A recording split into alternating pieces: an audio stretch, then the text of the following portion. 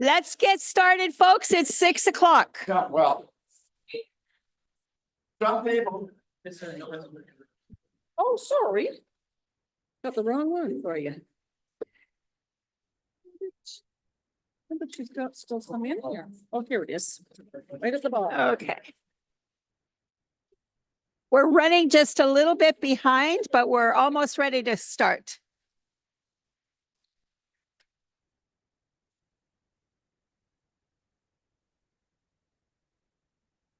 Everybody's going every which direction. That's what happens, right?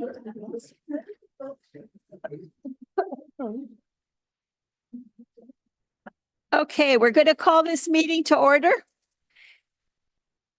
We would like to begin by acknowledging that the land on which we gather is the traditional and unceded territory of the Algonquin Nation. I would now ask everyone to stand for the national anthem.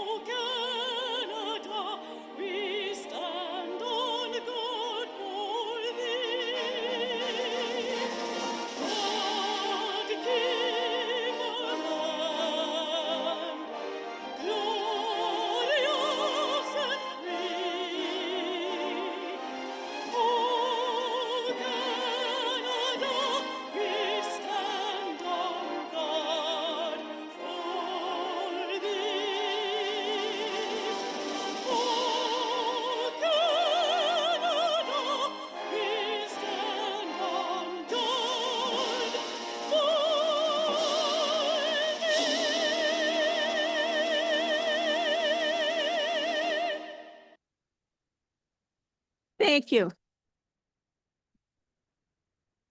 Our first item is approval of the agenda. Moved by Philip Smith, seconded by Susan Irwin is not with us. She is not feeling the greatest today. So She's online. Susan, is Susan online? Okay. So moved by Philip Smith, seconded by Cindy Kelsey, that the agenda for the regular meeting of council to be held March 25th, 2025 be approved as, are there any amendments, Kathy? No, there are not, Madam Mayor. So be approved as presented. Any questions or comments? Oh, she is online. Okay. Well, All those in favor? Carried. Is there any disclosure pecuniary interest in general nature thereof of any? I see Councillor McGregor. I, Duncan McGregor, declare a potential or direct, indirect pecuniary interest on the council item dated March 25th, item 12D, which is accounts payable. I have a check in the report. Okay, 12D. Is that just a payment? Yeah. Okay, all right. Any other disclosures? Okay, seeing none, we'll note that in the minutes. Motion moved by Lynn Clegg, seconded by Nikki Gowdy, that the minutes from the regular meeting of council held March 11th, 2025 be approved as presented. Any comments on the minutes? All those in favor? Carried. Mayor's remarks, just a couple. The polar bear plunge is happening on Sunday. Sorry? Oh, it's not? no, because we can't, Okay, there's ice in the lake. there's always ice in the lake. But no, but it's not at the, Oh, but okay. the chief will tell you, Tell- it's not at Tell the, us the news then. I was misinformed. As the bearer of bad news, I'm sorry.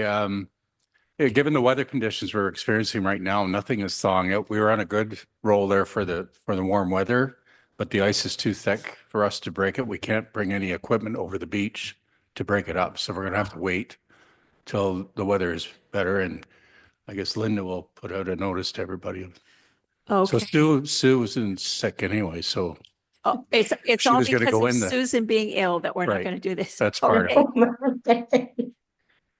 Everybody's got colds, so we don't need any more colds. Lynn? Can I just clarify, Chris, if that applies for the Fool's Plunge in Arden as well? sorry, no. No, I understand the water's open there, so It is open there. So 10 have a o'clock crew. Saturday morning is the Fool's Plunge in Arden. yeah, we have a crew set up for that on Saturday. Maybe Charlotte Lake should go to Arden and plunge. Yeah. Well, I You never could. suggested that, but Anyhow, I'll leave it up to the plungers to figure that out. Okay, the other thing is Dr. Bell was the recipient of a coronation medal after his 54 years as our family doctor, and he will be retiring. We just don't have the exact date yet, but yeah, he kept it very quiet.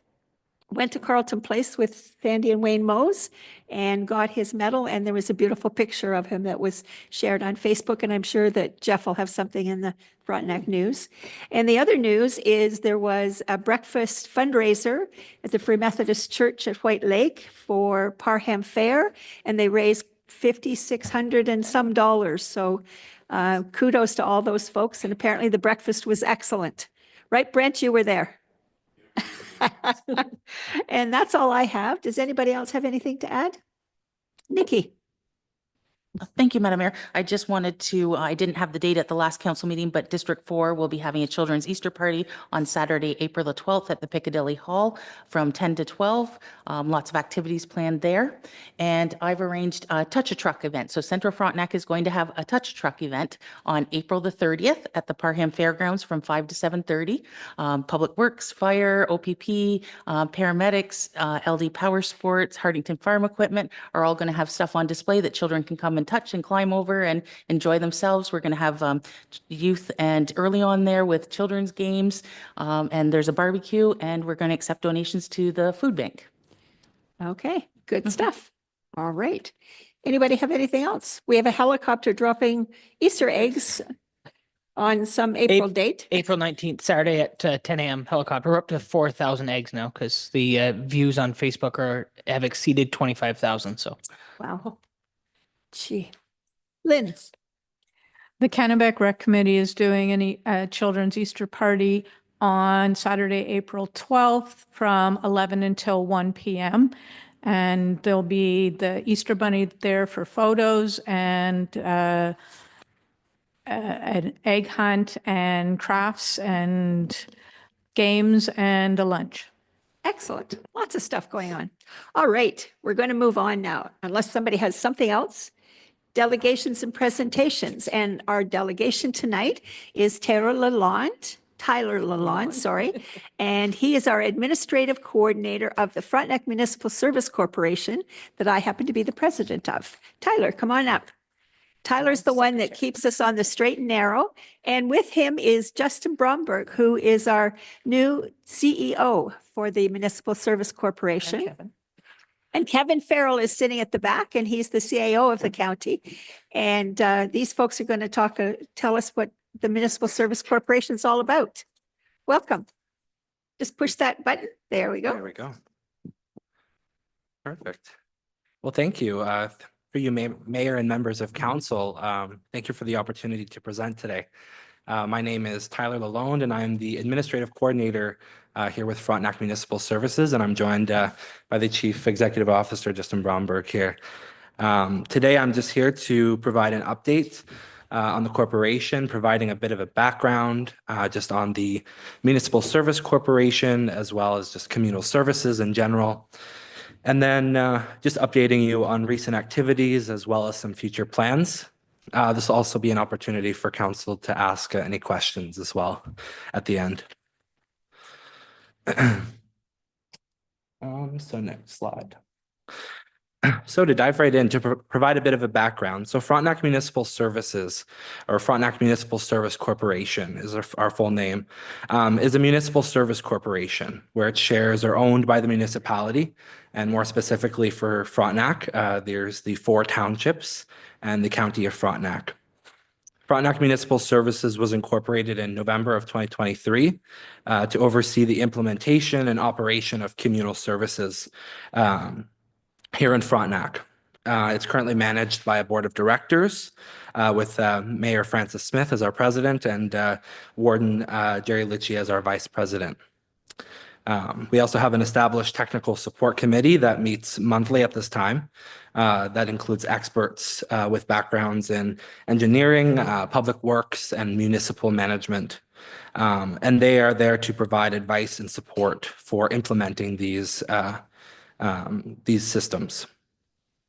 So to introduce what communal services are, they are right-sized water and wastewater systems that serve clusters of homes and businesses. And I just refer you to the photo that's in my slide deck here that really shows you the difference between different water and wastewater infrastructure that's available.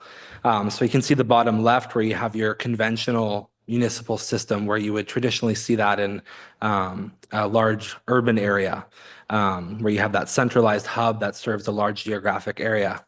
And we know that for an area like Frontenac County, it can be a little more challenging to have those types of services just with the geography of the county, with how largely spaced it is with its villages, and also just the geography of it, of being part of the Canadian Shield, and having conservation authorities and protected lands as well.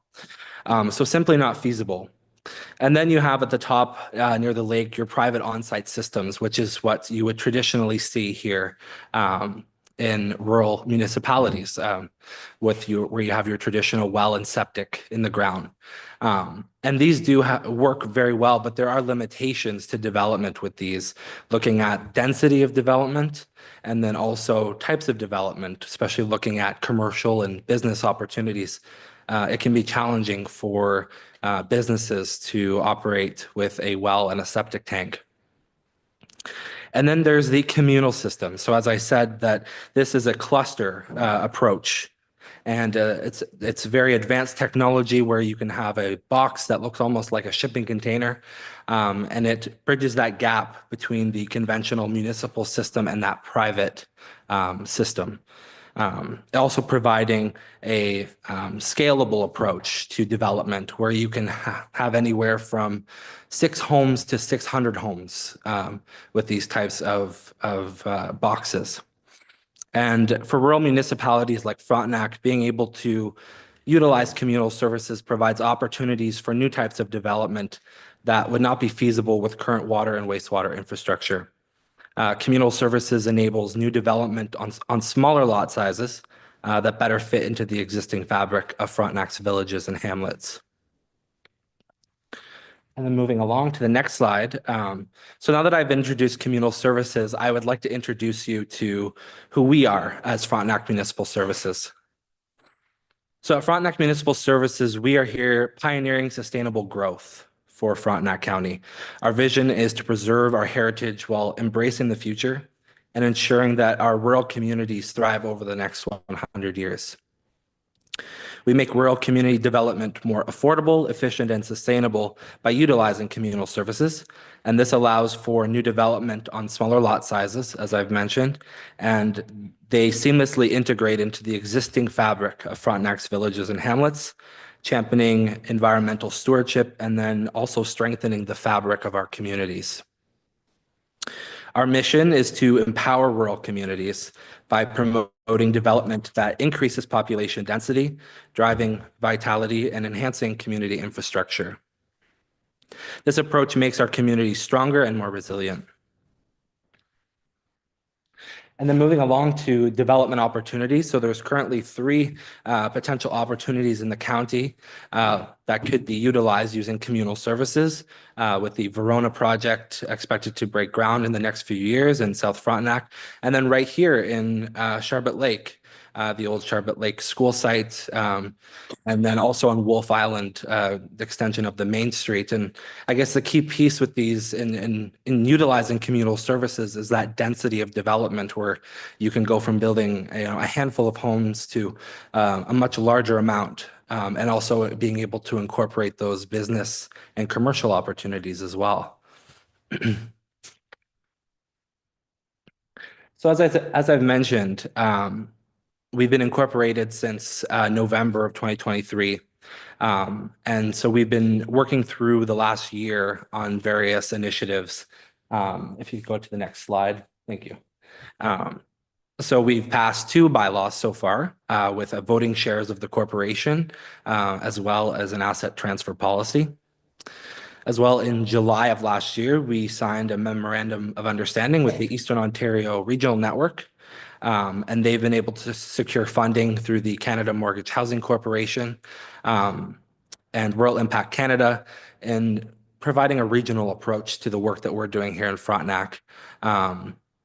And, you know, for other rural municipalities that might be interested in creating a municipal service corporation like here and potentially adopting communal services. But they've been able to help us get some of these initiatives forward as well. With that being, Clearford Waterworks was officially awarded the contract to provide operational services and advice. So this has been a large milestone for the corporation and having this expertise at the table. They have decades of experience working with these communal systems, and currently it's a phased approach with the work that they're doing. Currently, at this point, they're there to provide operational advice, and they meet with the technical support committee monthly, and then morphing into an operating role once we're fully operational. We also successfully met with the Ministry of the Environment early this year, and this was a successful milestone in just working to streamline the environmental approval process. This came from a letter that was written from the corporation in regards to streamlining some of the environmental approvals because it can be challenging for just the timeline of implementing these systems. But this meeting really showed that there's a need here, and they're listening, and we have high hopes that these will be able to work through these environmental approvals and change that. And then lastly, marketing has also been a large piece for us. This is a brand new initiative, and it's a lot larger in the United States and even in Northern Canada. But here in Eastern Ontario, there's some unfamiliarity around communal services. So we've started with branding, working with Backcountry Design. They did a fantastic job of working through our verbal identity and then our visual identity. And then moving along to the next slide. So as I mentioned, we do have a technical support committee that meets monthly. They recently had a work plan adopted for the new year. So they'll be working through these various initiatives listed. And as I discussed with the development opportunities, you know, we have a duty to make sure that we're there to support the townships and getting those projects going. And so these are the essential pieces that we need to have to be able to support these projects at this time. And then just to wrap up on my next slide, looking ahead at some other initiatives that we'll be working through this year, working through the work plan, as I've mentioned. There's also a shareholders agreement.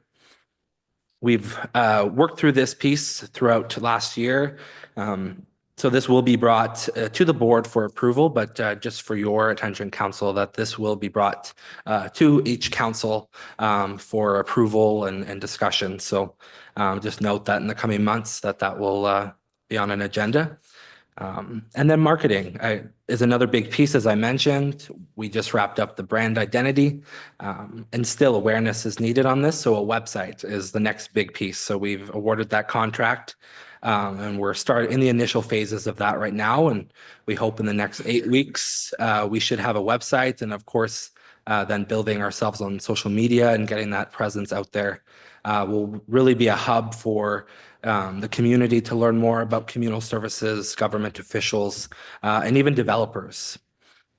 So we're looking forward to that piece. And then lastly, just on the township official plan updates. So this is another piece that each township is currently working through and amending their official plan to support the implementation of communal services.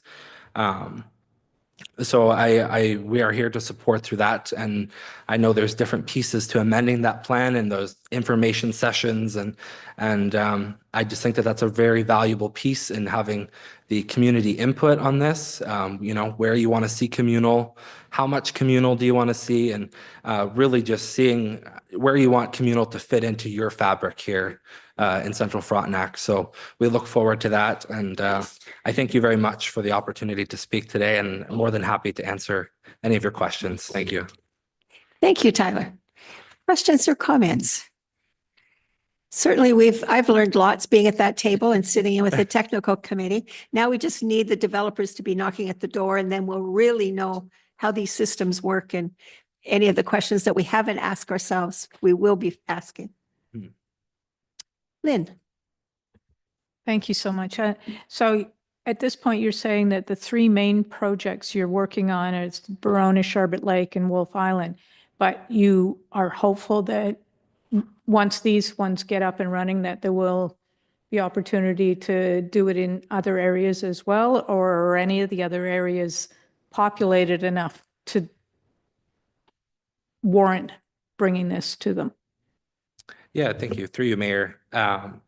For sure, I know the technical support committee, that's something that another piece that they're working through is, you know, where else, what other opportunities are there out there? And there definitely are those opportunities. And I think that especially when we get these first projects going, that's really going to drive development, especially when developers see that. So we feel that that will really push development even further once we get those initial projects. And for sure, there'll be a lot of opportunity out there in Frontenac. Just to add to that, another thing that could happen is a subdivider could come along and say, I've got 100 acres here and I want to develop so many houses. And like that picture we saw, it could be a communal services servicing for that development. We've had subdivisions in the past around here, and people aren't as quick to do subdivisions anymore, but one of the reasons for that was the fact that they had to do all of the septic and water. So this might encourage some more subdivider interest. But in that case, you need to get these projects up and moving forward to prove that it can work in this area. Or whatever development can come in and prove that it works. Well, our door is open. Philip. Thank you, Madam Mayor. So if a developer was to knock on your door today, do we have systems in mind that we could say, here's a proven system, go ahead and build this and it'll work for you? Yeah, through you, Mayor. So that piece is definitely being considered, especially of having Clearford at the table. They have started working on some of those pieces of, you know, having a list of systems that are essentially pre-approved that we can essentially say, you know, you can pick through these and go from there and walk them through that process as well of having all the steps. So, you know, this is all the approvals you're going to have to get and how long it's going to take. So that'll be our mission, of course, to provide that piece and inform them on that. Just to add to that, Verona has been working through their environmental assessment for 2 years, going into the 3rd year, I believe now. But they're hoping to break ground in 2026. Is that? That's correct, yeah. Yeah. So it does take a long time, but that's what we're trying to get the ministry and all their other parties to consider one approval system instead of 2 or 3. Duncan. Through Madam Mayor, how far away, just from a communal services standpoint, are we from being able to offer this in our municipality? If we had a developer? No, not if we had a developer. So if I wanted to put a communal service at a lot in Parham, how far away as a municipality are we from being able to do that? Through you, Mayor, I would say the Verona project is probably going to be our big piece, and that will help us develop a lot of these processes that we need to have in place. But there's definitely opportunities even for private development.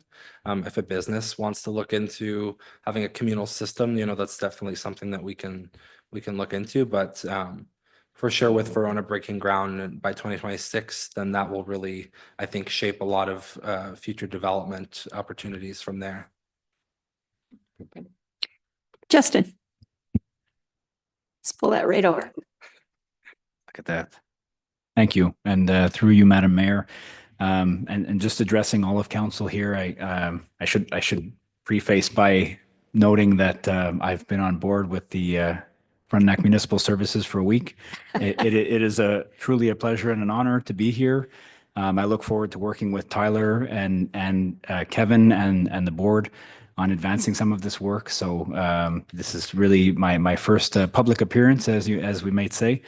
And I do believe that Mayor Smith, you addressed it earlier by saying that the opportunity we have here, because I won't use the word challenge, I think it's the opportunity that's in front of us, is that there's a model project that needs to emerge for the province to see that this type of system is viable.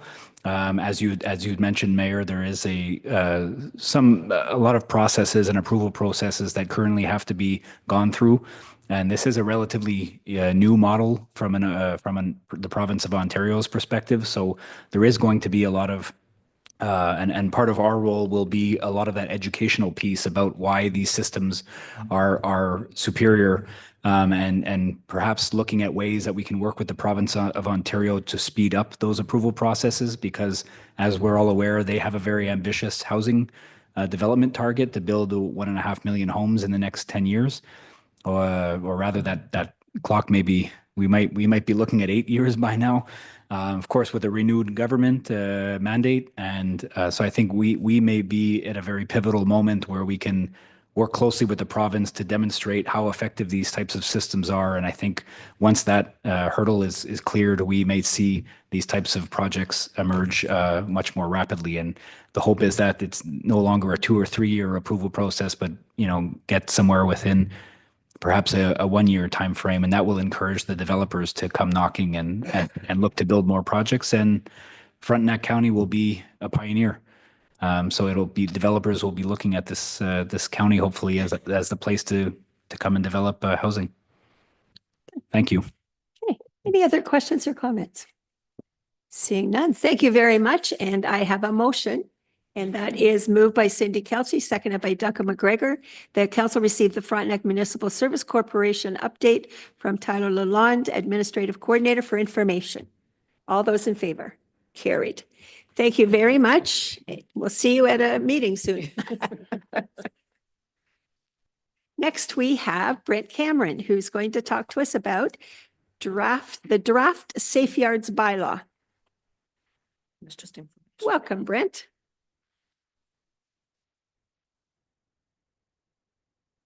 Thank you, Madam Mayor. New microphones, not used to these. Oh, well, Madam Mayor, through you to members of council, I thank you for the opportunity to come here tonight to discuss the draft Safe Properties bylaw that's under consideration. And I appreciate the opportunity to share some thoughts. Now, I know the number of people have already come to council and they've expressed their views on various parts of the draft.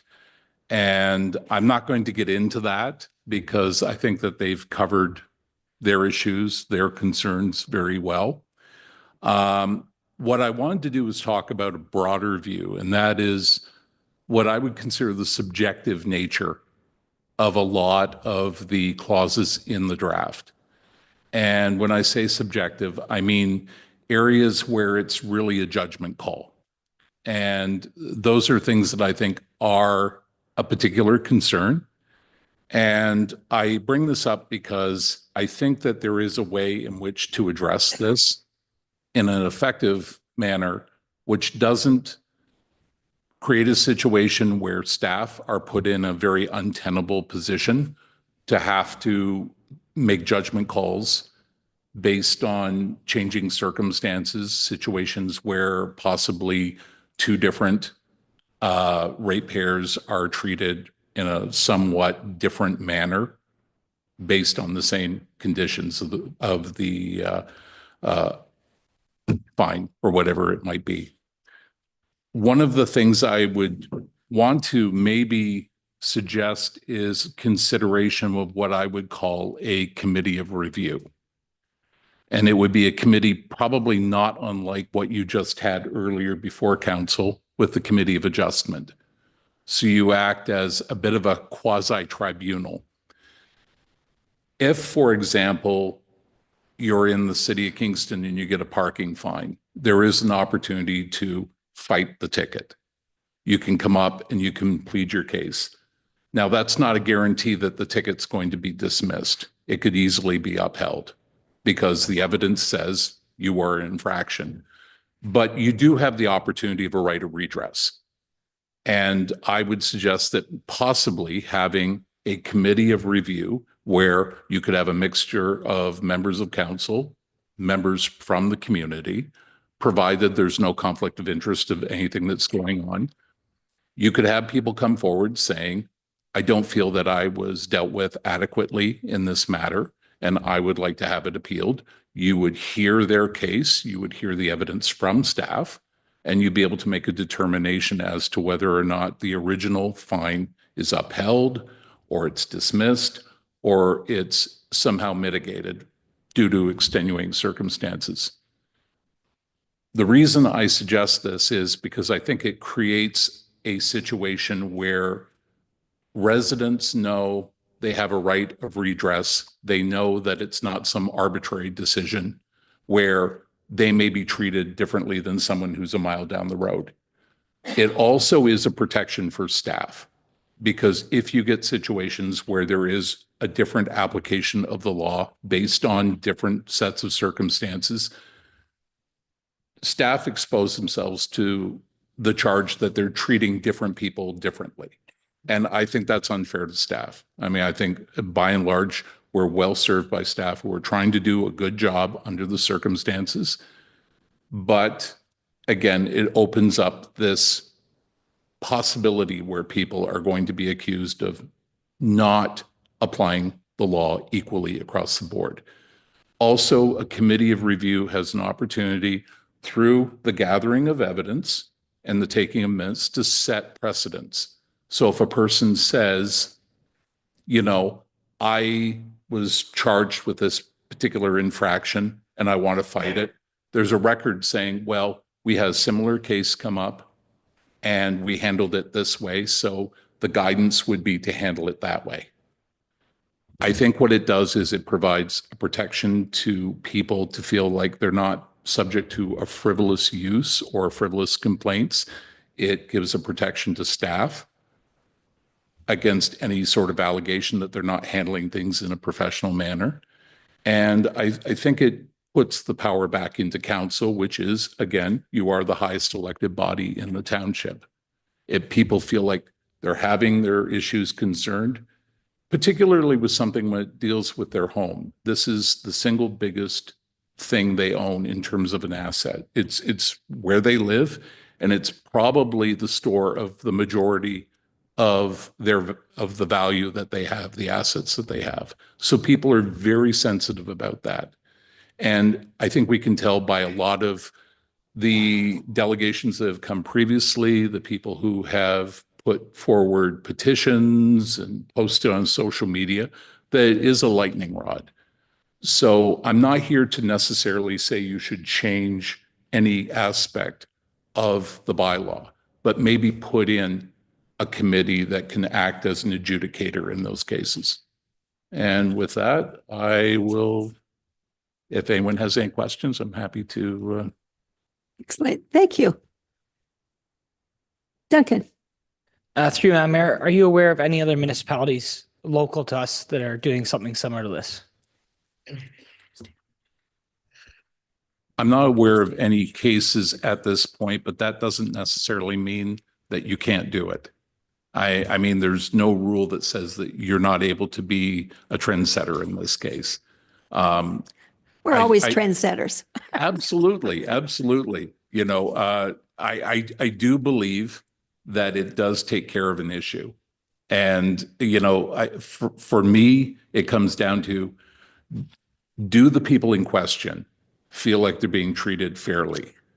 Do staff feel like they're being exposed to issues that they really shouldn't have to be exposed to? And can council find a way of mitigating the whole and making sure that people feel good about the rules as they are. I mean, you don't necessarily have to agree with the decision, but you do have to feel like the decision was arrived at in a logical manner. Because I may get, and you see this through committee of adjustment. There will be people saying, I like what committee of adjustment has said with regard to the zoning on my property, or I don't like it. But there's a process, and you can point to a method why and how decisions are made. Okay, we have Susan and Philip with questions or comments. Susan? Thank you, Madam Mayor, and thank you, Mr. Cameron, for your presentation. And I certainly agree that people should have the right to request a review. And there is, in fact, a provision in the Safe Properties bylaw that every person who is in contravention of the Safe Properties bylaw may request a review in accordance with the Administrative Monetary Penalty bylaw. The difference, and there are two levels of appeal, so two rights of review. There's the first level is before a screening officer. And if you're unhappy with that decision, and minutes would be taken and so forth, so that precedent could be established. There's the opportunity for further review before a hearings officer. One thing we might want to consider is whether that first level of appeal or the second level of appeal should be expanded in terms of membership, whether it's right now it allows for a screening officer, and the second level of appeal is before a hearings officer. So, and the hearings officer is totally independent, not anyone to do with the township or the council, so completely independent. Maybe at the screening officer level, we might want to consider expanding that. But I just wanted to assure you that there is that right of review. And as you know, being a lawyer, that's one of the things that I would be most concerned about. So thank you. Good. Okay, Philip. Thank you, Madam Mayor. I just wanted to thank you, Brent, for bringing that to us. It's a reasonable request. Susan kind of stole a bit of my thunder about the AMPS appeal process, but that was going to be one of my questions for staff, is if we looked at some kind of model as Brent has suggested, would that be just a Safe Properties bylaw, or would we be looking at amending the AMPS bylaw as well to incorporate something? I think it would include the AMPS, so we'd have to do with the AMPS bylaw as well. Okay. You've got another few minutes. I will be uncharacteristically brief. No, I know that about you. I appreciate the comments. I'm looking at the sort of right of redress in the draft, which are notably sections 3.6 and 10. And of course, the administrative bylaw that you were talking about. I do think that there would be an opportunity to maybe build this out. My concern is that we're not directing people in a situation like this where we're escalating it up to varying degrees of committees and what have you. The idea was to sort of streamline this and make it more immediate to those people who are going to be impacted. I'm putting myself in the position of, someone who's retired and they're living in a home and they get an infraction, and then there's like several steps of trying to get redress. Something that would be more immediate, and there could be a more holistic approach, which incorporates a lot of the existing functions that Councillor Irwin and Councillor Smith have referred to. Okay, good. All right. Thank you very much. We'll certainly take that under consideration and see what we can come up with. Thanks, Brent. Okay, I have a motion moved by Bill Everett, seconded by Dan Meeks, that council receive the presentation from Brent Cameron regarding the draft Safe Yards bylaw for information. All those in favor? Carried. All right.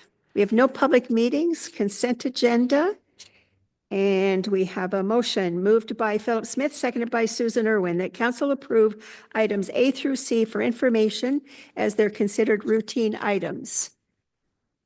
Discussion? All those in favor? Carried. No deferred items. Now we're at staff reports. And this one is Sonia Bolton, Manager of Community Planning, who isn't in the audience, so she's got to be by Zoom. I am. Thank Well, you.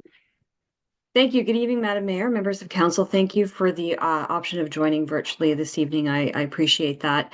There is no formal PowerPoint presentation, just a few points from me, but I did want to circle back and speak to you about a preliminary list of permitted uses for the Sharpert Lake School site, or the former Sharpert Lake School site. So we had quite extensive public consultation about a year ago for the site. We've also met with the Housing Committee, and we're kind of at the point where we know there are additional technical studies that need to be done, particularly getting started on the process of the environmental assessment and hopefully trying to find some funding to do that as well. But in order to do that, we are required to have a list of permitted uses. So what I'm presenting this evening, they are by no means the final list of permitted uses, but they are what we're calling the preliminary list of permitted uses that can be used as part of these technical studies moving forward. So what we did, we had come up with a list and we've refined that and made some changes based on feedback we got through the public engagement process, conversations that we had with the members of the Township's Housing Committee, and then also just going through the existing zoning bylaw that you have in terms of some of the other applicable commercial and residential uses and other institutional uses that might be available for the site. So in terms of the list that is permitted, or that is listed in the agenda this evening in the report, I will note that we did remove cannabis retail store. That was something that the Housing Committee thought should come off the table, which is completely fine. And then we also removed a few other commercial uses. One would be a video rental outlet for, I think, obvious reasons that there don't seem to be any video rental outlets anymore. But then there were also 3 other uses, a bingo hall, a flea market, and a call center that we did remove simply because those uses tend to take up a very large square footage. And we know that the primary purpose behind, redeveloping this site is to try and promote as much residential use as we can.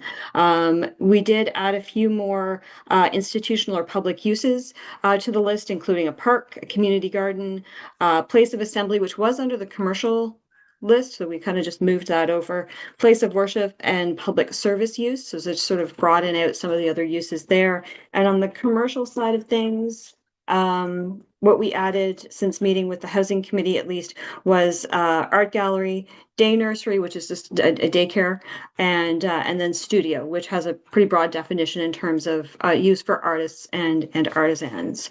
So essentially, we're here this evening asking for a formal motion from council to recommend moving ahead with this preliminary list of uses for the site for the purposes of further technical study. There'll be opportunities, again, based on the outcome of those technical studies, to refine this list at a later date. And as I mentioned, we are working with township staff to try and secure, if we can, some funding to help with the environmental assessment process. As Mr. Lalonde referred to in his presentation, right now the environmental approval process in Ontario is probably the most difficult in all of Canada and the US combined. And so we are very hopeful that the Ministry of the Environment will work with us to recognize, this technology and come up with a system that is appropriate to the scale of development that these systems are intended to use. The other thing that we are working on, again, that Mr. Lalonde alluded to, was working with the township to amend your official plan. So the county has amended its official plan with respect to permitting and promoting the use of communal services. But what we've done through those policies is they're really enabling policies. And what we say is that it's up to each township to decide how they want to use communal services. So what's really needed is for you folks to have a conversation as a community about how and where you want to use those services. And so we are going to be working with township staff. I think the best first step is we're going to be putting together, I think in May, an evening where we'll have an information session, and staff from the county and the Municipal Services Corporation can come and speak. And we are also very hopeful to have someone from a company that actually designs, builds, and installs these systems so that they can actually speak to questions related to the technology itself, specifically because I know people have concerns about groundwater and the water in the lake and the environmental protections associated with these systems. So that's just sort of the next steps. But happy to take any questions, either more generally or specifically about the list of permitted uses. Thank you. Okay, I'm going to read the motion first and then we'll take questions. The motion is moved by Lynn and seconded by Duncan that council approve the list of preliminary permitted uses outlined in this report to be used as the starting point for the environmental assessment and any other technical studies for the former Charlotte Lake Public School site. Questions, comments? Duncan. Through you, Madam Mayor, I have two questions. So the first question is, would narrowing the scope or narrowing the number of permitted uses we have here save us money on the environmental assessment and streamline it? As an example of that, like if we remove school from the list, would that save us money or make the environmental assessment go faster? So that's question number one. And question number two is, are any of the permitted uses as a starting point, do they include the multi-use courts or the pickleball courts that are currently on that site? So through you, Madam Mayor, with respect to the first question, I will be honest, I do not know enough about the environmental assessment process details. I do not think having one particular use be in or out is going to make a cost difference with respect to the study. I'm certainly happy to look into that as we look more towards what these technical studies need to involve. Certainly there will be other reports coming to council to provide you with that information. So I can ask specifically about scoping, but I'm afraid I don't have an answer for you tonight with respect to that question. With respect to the second question and the pickleball courts, so with the list of permitted uses include a park, which is a very broad definition, but there's also a permission for recreational establishments and uses as well, except for a pool, because we've specifically steered away from high water users on the site, because again, anybody that uses a lot of water takes away from the residential development potential on the site. Okay. Other questions? The pickleball folks are here. Okay, so any other questions on the motion? If not, all those in favor? Motion's carried. Thank you, Sonia. You're very welcome. Yep. Thanks very much. Have a great evening. Thank you. Now we'll just try to find some money. Absolutely. Okay. All right. Thank you. Now, thank you. We're moving on to fire. And we have the activity report. I'll read the motion and then we can discuss it. Moved by Nikki Gowdy, seconded by Dan Meeks, that council receive the Central Frontenac Fire Rescue Activity Report presented by the Manager of Emergency Services, Fire Chief, dated March 25th, 2025. Discussion. Good report. Lots of action. Everybody's doing things. Yes, we're busy. Okay. All those in favor? Carried. Good night, gentlemen. Next, we have fire pumper apparatus, moved by Cindy Kelsey, seconded by Bill Everett. The council received the Central Frontenac Fire Rescue Report prepared by the Manager of Emergency Services Fire Chief dated March 25, 2025, regarding the pricing of a new custom pumper apparatus for information. Definitely just for information. The quotes were, the cheapest was what, $1.2 million? And the most expensive was $1.5 million for $1.4 million. That was with the equipment that we actually specified in the RFP there. Some of the options we asked for were removed because they were stock trucks purchased, the chassis, and they didn't have everything that we required in the vehicle. So I just wanted council to be aware of that's where the market is. Was maybe as of April 2nd, it might be worse. Yeah. I'm hearing that right now. So going forward, I guess we have to look at the process of how we're going to look for trucks. I think what we've done with the last two vehicles that we've gotten, we've sole sourced, did work. Unfortunately, that's in the Americans with the US market now with tariffs again. So I've been doing some research and I think I've found a market maybe in Quebec for a gentleman that does sort of the same work. I've been in discussions with him the last, all this week, and I'm going to go see him, visit them at the end of April. So Good. hopefully I can come back with some better news. It's still not going to be as financially reasonable as the last ones we bought, but certainly it'll be something that maybe we can come up with an idea with Michael's help. And we need to replace one in 2026? Yes, I'm recommending that in Parham. That should be it for large vehicles, for big purchases. Right. Philip? Thank you, Madam Mayor. Chief, if you can just explain to us if we don't replace the truck, because I know the age seems to be an important factor, but if we don't, what's the downfall to the municipality if we don't? Because the trucks actually run fine and they work. It's just they've reached the critical age that seems to be a magic number. So there's two parts to your question. Thank you, through Madam Mayor, to Councillor Smith. Your tanker shuttle accreditation is on frontline trucks is going to affect that. So you've got every 5 years you have to go through for that accreditation. If we don't show the due diligence of replacing the vehicles that are over 20 years, then we could possibly lose that accreditation to the residents or in the areas that qualify for that. Second part is the technology of the trucks today, and the safety features of the trucks are far superior than what they were 25 years ago. Obviously, just the same as a car. So there's things like anti-roll systems. There's alarms to identify different things of equipment or doors that aren't open. There's a whole ramification of options in that that you should really have in place for health and safety for the firefighters and for the quality of the truck as well. I mean, you've got warranty and everything else, so you're going to be saving on that. Fortunately, our tanker that's coming, it's now being PDI'd and finished for Arden, will be here probably in the next 2 weeks. What I plan to do is I'm going to bring the truck in Sharp, like the pumper, and I'll bring that tanker, and I want to bring them to council to see them and just sort of go over them and see the difference in the vehicles. Okay. Lynn? Thanks, Madam Mayor. Two things. I first commend you for trying to find a Canadian option and moving forward to at least have that investigated.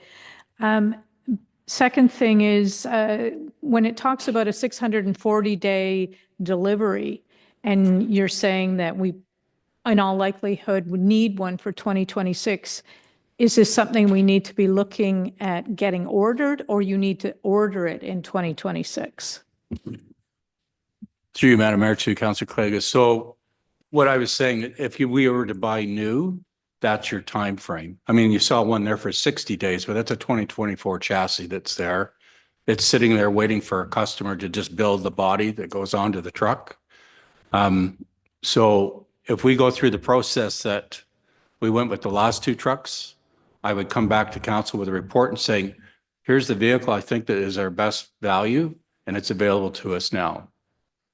So that's sort of how that would work. Not like the tanker that we ordered 3 years ago that just finally got here. And that did stay at the price that we agreed to in 2022. So we were fortunate for that, yeah. Yeah. Nikki? Thank you, Madam Mayor, and thank you, Chief, for doing all the work on this. We know we have to, or it's best to replace one in 2026, but we don't need to make a decision tonight, as the mayor said. So giving you time, would you say that you would have a plan in place, say September, October? So we're all expecting the worst on tariffs, but there could be a bright side and things could resolve themselves and it could be better. And you could have multiple locations to look at used equipment from at a reasonable price. So would like September, October be the time that we would have be a deadline that we'd have to make a decision by? Through Madam Mayor to Councillor Galley, yes, if this whole issue does drop off in April, then yeah, certainly we would have that option still with the US market. Our dollar's not great right now either though. So just going back to possibly this company in Quebec, it might be our better option. Now I know that they purchase vehicles, I think, in the States as well, but they might have a stronger market, whereas the municipality going in there and trying to do that and the duty and everything else and bring it across the border, it's a lot of work. It's a challenge. So Stay good friends with the Quebec folks. I have to learn to speak French. Yes. There you go. Okay. All those in favor of the motion? Carried. Thanks, Chris. Okay. Accounts payable. Moved by Philip Smith, seconded by Duncan McGregor. That council, oh, no, sorry. Gotta take note. Gotta take Duncan. Dan Meeks. So moved by Philip Smith, seconded by Dan Meeks, that council received the accounts payable report, check distribution in the amount of $722,485.13 as prepared by the treasurer for information. Any discussion? Can I just point out, Madam Mayor, You that this can. is lower than most of them that get commented on, so Yes. just like to Yes. point that out. Yes, I could even say all those numbers properly. So when it's in the millions, might get tongue twisted. All those in favor? Carried. All right, apportionments moved by Susan Irwin, seconded by Nikki Gowdy, that council approve the following apportionments of assessments as recommended by impact for 2024 and 2025 as applicable for the following roll numbers. And there's a lot of them. Any discussion on any of those? All those in favor? Carried.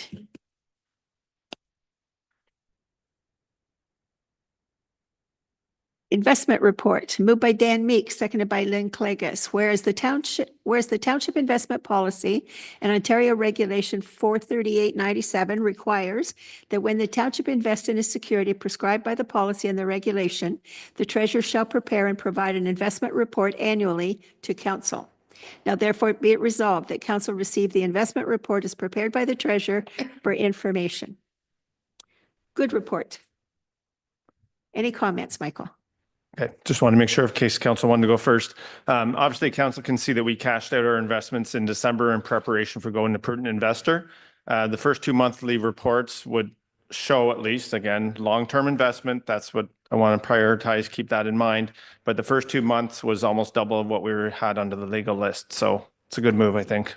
Yes. Okay, all those in favor? Carried.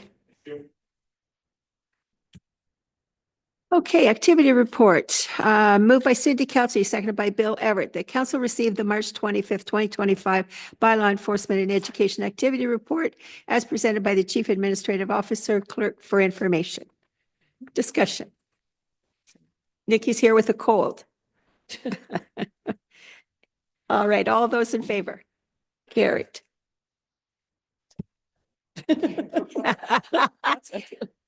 Nikki, you might want to zoom in next time instead of doing the drive. Okay, moved by Duncan, seconded by Dan, that council received the March 2025 administration activity report as presented by the chief administrative officer for information. Administrative officer / clerk for information. Any discussion? Duncan. I just want to thank you, Kathy, for coming to our economic development meeting this month. Your attendance, we were able to move some things that have been kind of stagnant along, and it was really beneficial. So thank you. Good. Okay, all those in favor? Carried.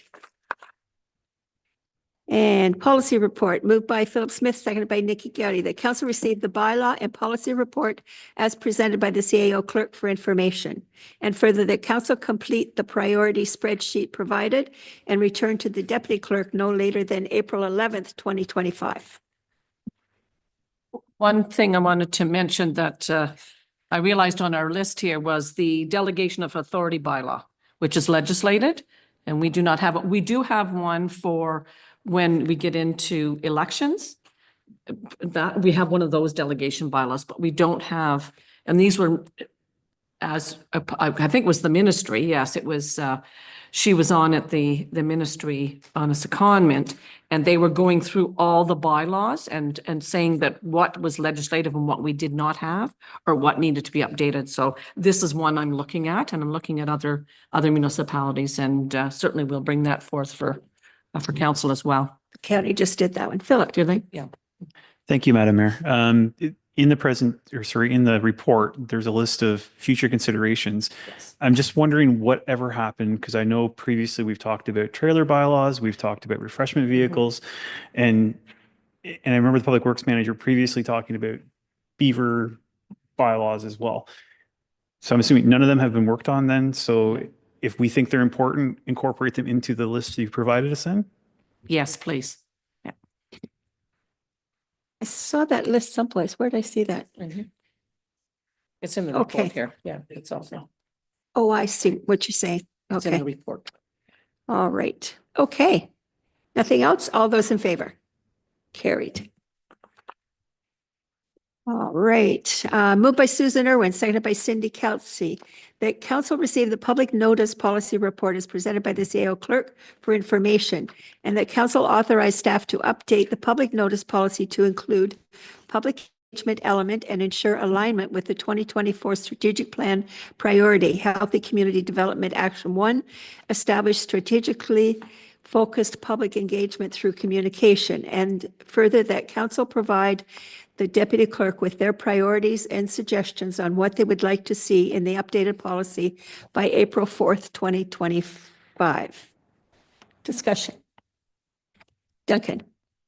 So I have a bunch of little suggestions that I'll submit in writing, but one suggestion I mentioned at the budget meeting today is having a monthly ad in the Frontenac News. And the only reason I bring that up tonight is because it has budget implications. So I think we should get a price on that, and assuming council agrees with me, get that in the budget so that we have sufficient funds to cover that. Can we have staff do a little mock-up of what it would look like and send it out to us? Yeah, if it's done in the report, I just want to make sure that the budget implications were covered, so we don't go to talk about this in a month from now and say we don't have it in the budget and we can't make it happen. Right. Okay. Philip, did you have your hand up? No? Okay. All those in favor? Carried. All right, communications, other reports, communication correspondence. Request from Keys, moved by Lynn Clegg, seconded by Bill Everett, that council received a letter dated March 20th, 2025 from Carol Roberts, project coordinator with Keys, regarding the placement of mobile signs for the Keys job fair at the medical center. And further, that council approved Keys' request to install the aforementioned signs in front of 1005 Medical Center Road from April 26th to May 31st, 2025, and that council authorized the CAO clerk to enter into a simple agreement with Keys that will indemnify the township for any liability related to the signs. And this is for people to go to Kingston to courses, right? It's a job fair. Job fair in Fair. Kingston. Yep. Yeah. I'm sure it serves it well. Transportation is an issue for folks who haven't got a job. The chances are they don't have a car. So we need to get Keys to come out here. Pardon? Pay. Through Madam Mayor, Yes. Okay. Keys does have an office in Charlotte Lake. It's at Rural Frontenac Community Services. Really? Yes. Well, then that's good. Now we just need them to expand some courses to have people go to a job fair here. There you go. Well said. We'll just work on that, eh? Okay. Any questions about putting the sign up? All those in favor? Carried. Sign away. All right, bylaws, borrowing bylaw, moved by Nikki Gowdy, seconded by Dan Meeks, that bylaw 2025-12, being a bylaw to authorize borrowing from time to time, be read a first, second, and third time, and finally pass this 25th day of March 2025. Discussion? All those in favor? Carried. Notice of motions, There's none, Madam Mayor. giving of notice of motion. No, New or other business? no, there is not. We have a closed session. Yes. So, moved by Cindy Kelsey, seconded by Susan Irwin, that council resolve into closed session pursuant to section 239(1) of the Municipal Act to discuss a proposed or pending acquisition or disposition of land by the municipality or local board, section 239(2)(c). All those in favor? Carried. We can put Susan. Do I on the take line. a stretch? We could put her on the line. Here. Yeah, we can leave Susan on the line. We can mention to Susan there. We can mention to her that we can put her on line because we did it for Cindy Kelsey. Yes, Right? yeah. Let me let her know. She's on there. Sure. Let her know that she's. Susan will give you a call. Sounds good. Thank you.